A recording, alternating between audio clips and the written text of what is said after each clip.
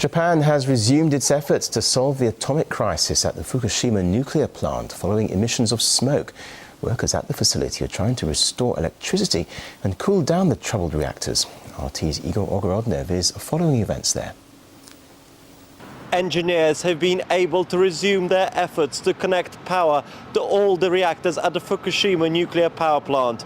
Yesterday, these efforts had to be stopped after smoke started billowing out of two of the reactors. As soon as the power is reconnected, several more steps will have to be taken, but eventually the engineers are hoping that the water cooling systems will be able to be reactivated. Otherwise, the focus has shifted onto the impact of the radiation which has already been released. The authorities are saying that in some of the areas around the plant, the radiation levels are 1,600 times higher than they should be normally. Villagers in nearby settlements have been told not to drink their tap water because it contains possible radioactive elements. Instead, they're being given bottled water.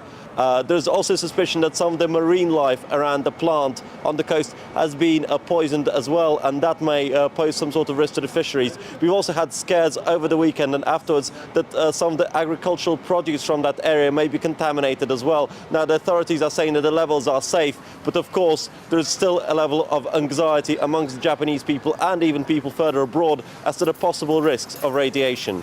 Of course, there is still the impact of the earthquake and the tsunami which has recently struck Japan.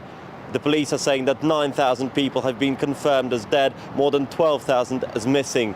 300,000 or more than that remain homeless.